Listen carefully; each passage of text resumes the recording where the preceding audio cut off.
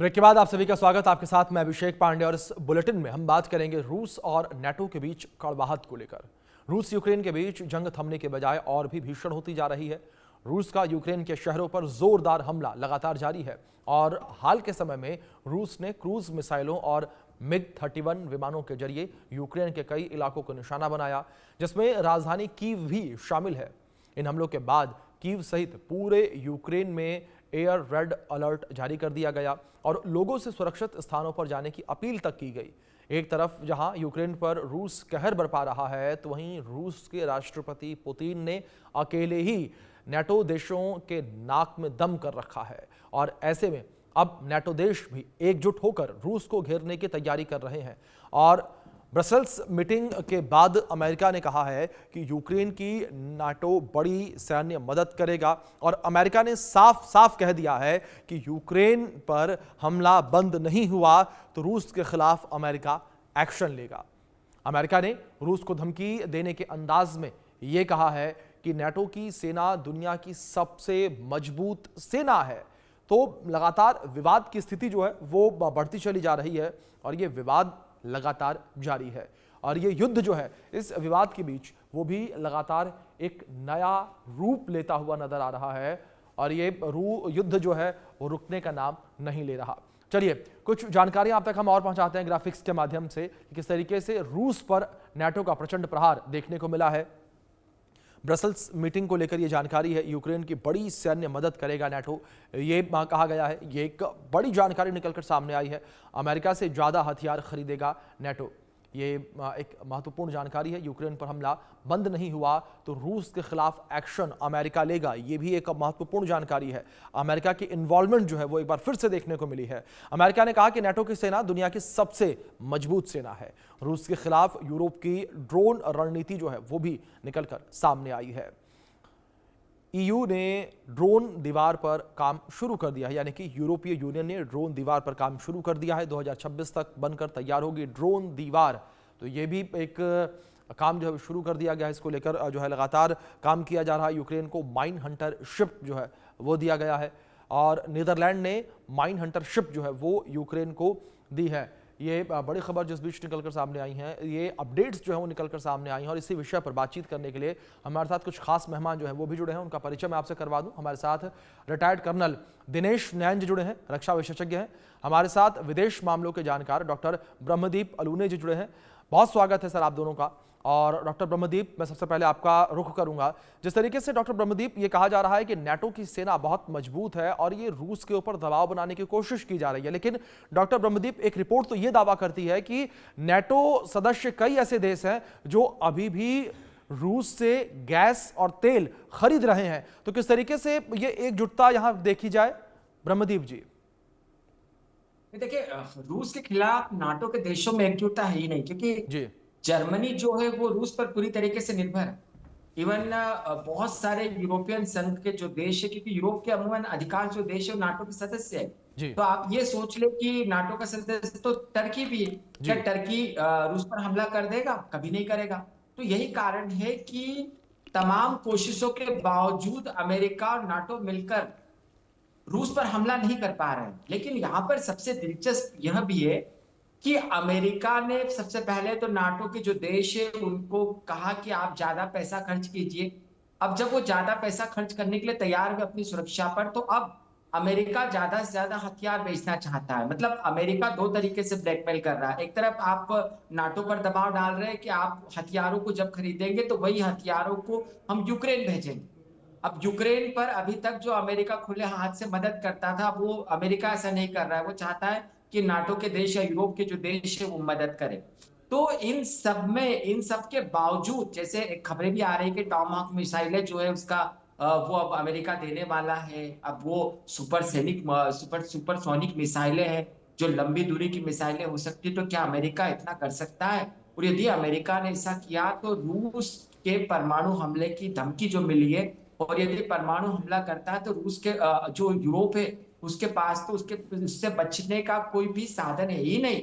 तो इन सारे जो पूरा यूक्रेन का युद्ध है, इसमें सबसे ज्यादा जो आतंकित है वो यूरोप है। यदि यूरोप चुप होकर बैठता है तो भी वह रूस का निशाना बन सकता है। तब भी रूस उसके विभिन्न इलाकों पर हमला कर सकता है। और यदि यूरोप के देश या नाटो के देश ज्यादा लंबी दूरी के हथियारों की बात कहते हैं तो भी वो निशाना बन सकते हैं। लेकिन इन सब में बिना गैस के जो रूस से जो गैस आती है उसको बिना प्राप्त किए कैसे यूरोप के देश ठंड से बच पाएंगे, और जर्मनी जैसे देश। तो ये कुल मिलाकर बहुत जटिलता है। और यह युद्ध जो है, रूस से आमने सामने की लड़ाई लड़ना इतना आसान नहीं है। तमाम हथियार नाटो दे दे या अमेरिका दे दे, लेकिन नाटो रूस के सामने आएगा कभी, इसकी संभावना बहुत कम है।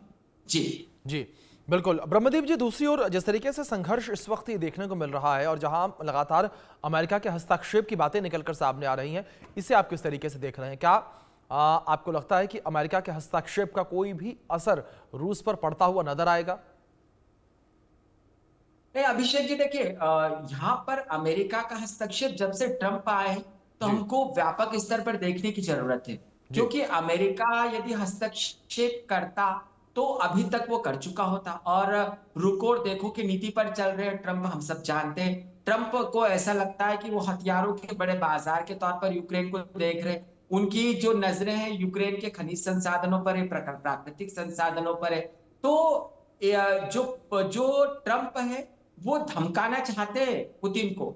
वो धमकाने के साथ साथ डर भी दिखाना चाहते हैं यूक्रेन को, और ये भी चाहते हैं कि यूक्रेन ज्यादा से ज्यादा हथियार खरीदे या यूक्रेन ज्यादा से ज्यादा पैसा ले, लेकिन उसकी फ्री में मदद नहीं करना चाहते। तो ये जो समूचा मसला है, क्योंकि हम ट्रंप को जान रहे हैं कि वो एक राष्ट्रपति से ज्यादा बहुत बड़े व्यापारी और पूरी दुनिया में व्यापार के तौर पर वो बर्ताव कर रहे हैं। तो जब अमेरिका जैसा देश जो है वही जो व्यापारिक हो जाएगा, वह अपनी रणनीतिक जो प्राथमिकता है उनको नजरअंदाज कर देगा, अपनी आर्थिक प्रतिबद्धताओं पर आगे बढ़ेगा, तो ऐसा लगता नहीं कि जो रूस है और वो अमेरिका आमने सामने होंगे। आपने देखा कि ट्रंप ने कल ही पुतिन को फिर अपना दोस्त बताया। फिर उन्होंने कहा कि वो नहीं जानते कि पुतिन युद्ध क्यों नहीं रोक पा रहे हैं। इसका कारण यह भी है कि पुतिन एक तानाशाह है, पुतिन एक साम्राज्यवादी है, और पुतिन ऐसे साम्यवादी भी है जिन्होंने अपने देश के सोवियत संघ के टुकड़े होते देखे। उनको यूरोप पे पूरी तरीके से भरोसा नहीं है, और वह तभी समझौते के लिए तैयार होंगे जबकि जो 4 प्रांत है जो करीब 70-80% जीत लिए हैं यूक्रेन के, जब तक वो उनको मिल नहीं जाते तब तक पुतिन कभी भी युद्ध को रोकने की बात कह ही नहीं सकते। और जेलेंस्की इसलिए फंसे हुए क्योंकि यदि वो 4 प्रांत दे देंगे तो यूक्रेन का बहुत बड़ा भाग चला जाएगा, और फिर उसकी जवाबदेही किसकी होगी? जो जेलेंस्की ने युद्ध के मैदान में अपने लोगों को झोंक दिया, अपने सैनिकों को झोंक दिया, और किसके भरोसे? यूरोप और अमेरिका के भरोसे। तो इन सारी स्थितियों का ट्रंप फायदा उठा रहे हैं। वह कभी भी कड़ी आलोचना पुतिन की करते नहीं है। वो बहुत खतरनाक हथियार यूक्रेन को दे भी नहीं रहे। बस उनकी नजर है कि कैसे यूक्रेन अमेरिका से हथियार खरीदे और हथियार सप्लाई करने वाली कंपनियों को कैसे फायदा उठाया जा सके, फायदा दिया जा सके। अभिषेक जी। जी ब्रह्मदीप जी, दूसरी ओर एक पैटर्न इस पूरे युद्ध के दौरान, इस 3-3.5 साल के समय के दौरान हमें देखने को मिला। जब भी रूस के ऊपर दबाव बनाने की कोशिश की गई, खासतौर पर अमेरिका के द्वारा, तो रूस ने अपने हमले और तेज किए। रूस ने यह दिखाने की कोशिश की, यह बताने की कोशिश की कि आपके दबाव का कोई असर हम पर नहीं होगा। क्या ब्रह्मदीप जी अब माना जाए कि नेटो के सहारे जिस तरीके से अमेरिका एक बार फिर से दबाव बनाने की कोशिश कर रहा है, उसका असर जो है वो यूक्रेन को झेलना पड़ेगा क्योंकि रूस अपने हमले तेज कर देगा? ब्रह्मदीप जी। देखिए अभिषेक जी, बहुत दिलचस्प सवाल है आपका। दरअसल इस बात को समझने की जरूरत है कि एक कलाकार ने जो अपने देश में कलाकारी करता था, उसने कैसे युद्ध के मैदान में अपने देश को झोंक दिया। मैं जेलेंस्की की बात कर रहा हूं। उन्होंने इस बात की परवाह किए बिना कि क्या यूक्रेन रूस का सामना कर सकता है। रूस का सामना यूक्रेन नहीं कर सकता था, लेकिन उसके बावजूद उन्होंने किसके बूते? यूरोप और अमेरिका के बूते अपने देश को युद्ध के मैदान में झोंक दिया। यूरोप चाहता है कि युद्ध ज्यादा दिनों तक चले, अमेरिका भी चाहता है कि ये युद्ध ज्यादा दिनों तक चले, क्योंकि पुतिन की महत्वाकांक्षा बड़ी वैश्विक है। पुतिन जो है वो ईरान में हस्तक्षेप करते हैं, मध्य पूर्व में हस्तक्षेप करते हैं, सीरिया में हस्तक्षेप करते हैं, लैटिन अमेरिका में हस्तक्षेप करते हैं, अफ्रीका में हस्तक्षेप करते हैं। तो पुतिन का यह हस्तक्षेप रोकने के लिए अमेरिका और यूरोप चाहता है कि वह यूक्रेन में, पुतिन का पूरी तरीके से ध्यान यूक्रेन में चला जाए और रूस पूरी तरीके से इन्वॉल्व हो जाए यूक्रेन में। और यदि यूक्रेन से युद्ध होता है तो देखिए यूक्रेन के बहुत सारे लोग पलायन कर गए, यूक्रेन के बहुत सारे लोग मारे गए, तो मतलब ये पीढ़ियों का संघर्ष तैयार कर दिया है। तो जेलेंस्की को इस बात को समझना पड़ेगा कि आप अपने देश को बर्बाद करके यूरोप को फायदा दे रहे हैं, आप अपने देश को बर्बाद करके अमेरिका को फायदा दे रहे हैं, और उनके संसाधन की तरह आपका उपयोग हो रहा है। यदि आपके देश की जनता का भविष्य है तो आपको रूस से संवाद करना ही पड़ेगा। आपको उन प्रांतों को देखना ही पड़ेगा जहां पर रूसी बाहुल्य लोग रहते हैं, रूस के बाहुल्य लोग रहते हैं। आपको पुतिन के समर्थकों को मनाकर उनको साथ में लेकर अपने देश की संप्रभुता की रक्षा करना पड़ेगी। जेलेंस्की जितनी जल्दी यह बात समझ जाए उतना बेहतर है, क्योंकि जितना वो देर कर रहे हैं उतने ही भागों पर, उतने ही इलाकों पर रूस का कब्जा होता जा रहा है, और रूस एक बार कब्जाने के बाद किसी इलाके को वापस कर देगा इसकी संभावना बहुत कम है। तो कुल मिलाकर अभिषेक जी, जेलेंस्की ने अपने देश को दांव पर लगा दिया है, अपने देश की जमीन को दांव पर लगा दिया है, और अपने देश के भविष्य को भी दांव पर लगा दिया। जी डॉक्टर ब्रह्मदीप जी, जिस तरीके से अगर इस युद्ध को लेकर बात करें, एक और ये भी खबरें निकलकर सामने आ रही हैं जहां नेटो के द्वारा दबाव बनाने की कोशिश की जा रही है रूस के ऊपर। तो अमेरिका ने ये कहा है कि हम ब्लैक हॉक जो मिसाइल है वो माफ कीजिएगा, जो टॉमहॉक मिसाइल है वो मिसाइल हम यूक्रेन को देंगे। ये लंबी दूरी की मारक क्षमता वाली मिसाइलें हैं। क्या ब्रह्मदीप जी आपको लगता है कि आने वाले समय में ये युद्ध जो है वो एक नए आयाम पर पहुंचता नजर आएगा, यानी कि और तेज होता हुआ युद्ध नजर आएगा, या इस युद्ध को आप आने वाले दिनों में कम होता हुआ देख रहे हैं? ब्रह्मदीप जी। नहीं अभिषेक जी, देखिए यहाँ पर आपको याद रखना पड़ेगा कि जो क्यूबा संकट हुआ था, तो क्यूबा संकट इसीलिए भड़क गया था क्योंकि दोनों के बीच गलतफहमियां बढ़ गई थी, और अमेरिका और रूस के पास इतने हथियार हैं कि हजारों बार दुनिया नष्ट हो सकती है। यहाँ तो दुनिया को एक ही बार नष्ट होना है। तो यदि अमेरिका और रूस के बीच सीधा युद्ध होता है तो बहुत खतरनाक हो सकता है। और यदि आप सबसोनिक या सुपर सोनिक मिसाइल जैसी टॉमहॉक मिसाइलें, लंबी दूरी की मिसाइलें, उनका उपयोग करेंगे, मतलब आप मॉस्को में हमला कर देंगे, आप परमाणु आयुध ले जाने की क्षमता बढ़ जाएगी। तो इतनी खतरनाक मिसाइलें दी, और यदि हमला कर दिया जेलेंस्की ने उन मिसाइलों से, तो रूस में भारी तबाही हो सकती है। और पुतिन बहुत स्पष्ट कह चुके हैं कि यदि रूस में भारी तबाही हो सकती है तो वो परमाणु विकल्प जो है उन्होंने खोल कर रखे हैं। तो अमेरिका को इस बात का एहसास है, ट्रंप इस बात को भली भांति जानते हैं कि पुतिन कितने आक्रामक है। ट्रंप और यूरोप इस बात को जानता है कि पुतिन बहुत आक्रामक है। तो मुझे नहीं लगता कि लंबी दूरी की मिसाइलों को ज्यादा संख्या में यूक्रेन को दिया जाएगा, क्योंकि यदि ऐसा होता है तो फिर दुनिया तीसरे वर्ल्ड वार के मुहाने पर आ जाएगी। इवन तीसरा वर्ल्ड वार हो जाएगा, और फिर जो ट्रंप को एक टेंशन हो सकता है वो उत्तर कोरिया का हो सकता है, चीन का हो सकता है, और ईरान का भी हो सकता है। आप सोचिए, यदि उत्तर कोरिया युद्ध के मैदान में आता है, मतलब कि एशिया से जापान पर हमला हो सकता है, दक्षिण कोरिया पर हमला हो सकता है। यदि ईरान युद्ध के मैदान में आ सकता है तो फिर रूस के पक्ष में तो ईरान इजराइल पर हमला करेगा। तो ऐसे में तो समस्या बहुत गहरा जाएगी। तो इस कंडीशन को रोकने के लिए जो परिस्थितियां घातक हो गई है, उस परिस्थितियों को रोकने के लिए वैश्विक समुदाय को आगे आना पड़ेगा, और इस बात की कोशिश करना पड़ेगी कि न केवल वो पुतिन को मनाए, लेकिन उसके साथ साथ ट्रंप को भी मनाए कि लंबी दूरी की जो हथियार है वो जेलेंस्की को नहीं दे, क्योंकि जेलेंस्की की सत्ता जा चुकी है। जेलेंस्की अपने देश में हीरो बने रहना चाहते, और उनके हीरो बने रहने का परिणाम जो है वो पूरी दुनिया युद्ध के तौर पर सहे। ऐसा होना नहीं चाहिए। अभिषेक जी। जी बिल्कुल ब्रह्मदीप जी, जिस तरीके से आप ये तमाम बातों को लेकर बता रहे हैं, इसका विश्लेषण कर रहे हैं, जाहिर तौर पर जो हमारे दर्शक इस वक्त हमें देख रहे होंगे वो भी इन चीज़ों को बेहतर से समझ रहे होंगे, उनकी कन्फ्यूजन जो है वो भी दूर होती नजर आ रही होगी। लेकिन इस बीच डॉक्टर ब्रह्मदीप जी, एक जो चीज़ देखने को मिली है, जिस तरीके से आपने ट्रंप के कार्यकाल का जिक्र किया, उसी पर मैं अभी आने वाला था कि जब से अमेरिका में ट्रंप का कार्यकाल सामने आया है, एक अस्थिरता वैश्विक राजनीति में भी काफ़ी ज़्यादा देखने को मिली है, क्योंकि जिस तरीके से वो उल जलूल बयान देते हैं, बिना किसी आधार के वो बयान देते हैं, तो क्या ये माना जाए कि यही कारण है कि ये युद्ध अभी तक रुक नहीं पाया है, ये युद्ध हर दिन एक नए मोड़ पर पहुंचता नजर आ रहा है? बिल्कुल अभिषेक जी, बड़ा महत्वपूर्ण सवाल है आपका। देखिए, अमेरिका एक ऐसी महाशक्ति है जिसकी रणनीति या जिसके सामरिक हित पूरी दुनिया में बिखरे हुए हैं। मतलब अमेरिका को अपनी पहचान बनाने के लिए अफ्रीका में भी इन्वॉल्व होना है, मध्य पूर्व में भी होना है, दक्षिण एशिया में भी होना है, पूर्वी एशिया में भी होना है, समूची दुनिया पर ध्यान रखना पड़ता है।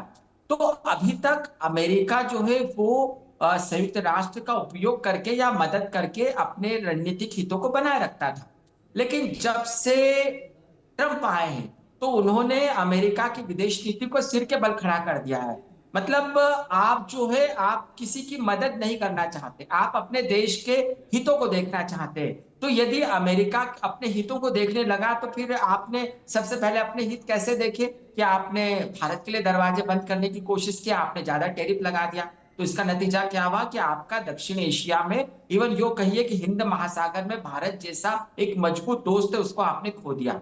आपने पूर्वी एशिया में भी यही किया है, आप जापान को खो रहे हैं, आप दक्षिण कोरिया को खो रहे हैं। तो ट्रंप के और सबसे बड़ी बात है कि आपको, आप नोबेल पुरस्कार की बात कर रहे थे और किससे मनवा रहे थे, वो आसिम मुनीर से, जो कि स्वयं एक सैन्य अधिकारी है, जो कि धार्मिक आधार पर देश को दुनिया को बांटना चाहते। आप उनकी मदद ले रहे, नेतन्याहू की मदद ले रहे, जो कि फिलिस्तीन में लोगों का जनसंहार कर रहे हैं।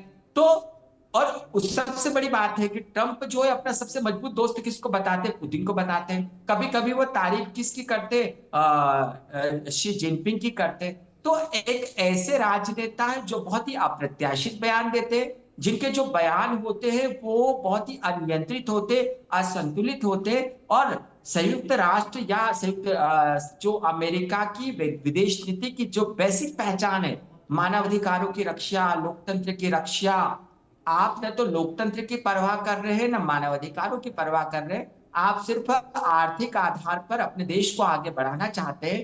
तो ऐसे में ट्रंप के तौर पर अमेरिका को एक ऐसा राष्ट्रपति मिला है जो कि जी अमेरिका जी के जी सामरिक हितों को जबरदस्त झटका दे रहा है, उन्हें जमीन में उन्हें जमींदोज कर रहा है।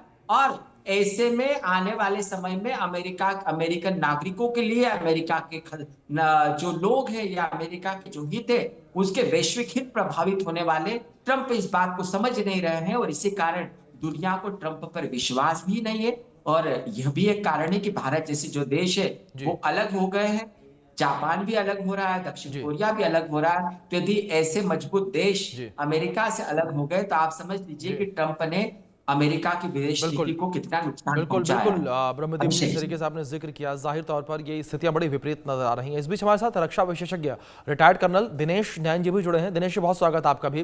दिनेश जी, जो स्थितियां इस वक्त नजर आ रही हैं और युद्ध जिस तरीके से लगातार आक्रामक होता चला जा रहा है, अमेरिका एक और युद्ध रोकने की बातें कर रहा है, लेकिन दूसरी ओर वो यूक्रेन को हथियार भी सप्लाई कर रहा है। ये भी कह रहा है कि जो नेटो देश हैं वो भी यूक्रेन को हथियार दें ताकि वो लड़ाई लड़ सके। दिनेश जी, किस तरीके से दोहरा चरित्र आप देख रहे हैं?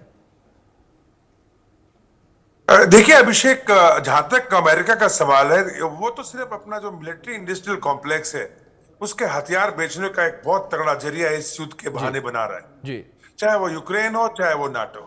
और देखिए उसका तरीका क्या है। उसका तरीका है कि मैं डायरेक्ट यूक्रेन को कुछ नहीं दूंगा। जी नेटो को बोला है कि आप मुझसे ले लो, और नेटो को क्या कहा है कि आप अपना जीडीपी का जो खर्च है वो कम से कम 5% नेटो के हथियारों के लिए करो।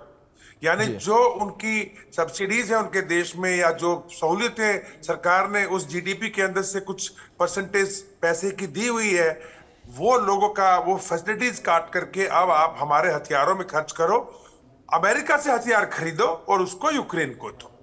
जहां तक टॉमहॉक मिसाइल का सवाल है, अगर आप उसमें भी देखें तो अमेरिका कह रहा है कि अभी तो बोल रहा है 50 के करीब देगा टॉमहॉक मिसाइल्स, लेकिन वो भी डायरेक्ट नहीं देगा यूक्रेन को, और वो देगा थ्रू नाटो।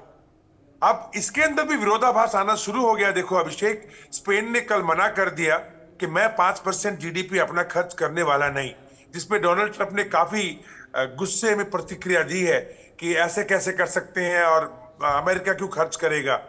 यानी देखा जाए तो पूरा का पूरा ये जो रशिया और यूक्रेन का युद्ध है, ये मान के चलिएगा कि आज के तारीख में यूक्रेन के अंदर जितना भी युद्ध है उसमें यूरोप तो कूद चुका है और यूरोप उसको लड़ रहा है, अमेरिका उसमें घुसने से डर रहा है। हाँ, लेकिन अगर टॉमहॉक मिसाइल वो देता है तो ये बात भी सच है, जैसे कि रशिया ने कहा है कि टॉमहॉक मिसाइल को आप धरती से, आसमान से या पानी में से या समुद्र से अगर चलाने की क्षमता रखते हो तो वो यूक्रेन के पास नहीं है। और दूसरा, यूक्रेन को अभी इतनी जल्दी आप टॉमहॉक मिसाइल पे ट्रेन कर भी नहीं सकते हो। बिल्कुल, तो कहने का मतलब है या तो अमेरिकन शिप से ये फायर होगी या फिर America. Dinesh ji, double standard देखने को मिल रहा है। अमेरिका भले युद्ध रुकवाने की बातें करे, लेकिन अमेरिका केवल और केवल अपना फायदा यहां देख रहा है। फिलहाल बहुत शुक्रिया आप दोनों मेहमानों का जुड़ने के लिए और अपना कीमती वक्त इंडिया न्यूज के साथ साझा करने के लिए। आगे बढ़ते हैं, बड़ी खबर है इस बीच, उसका रुख करेंगे, जहां नामांकन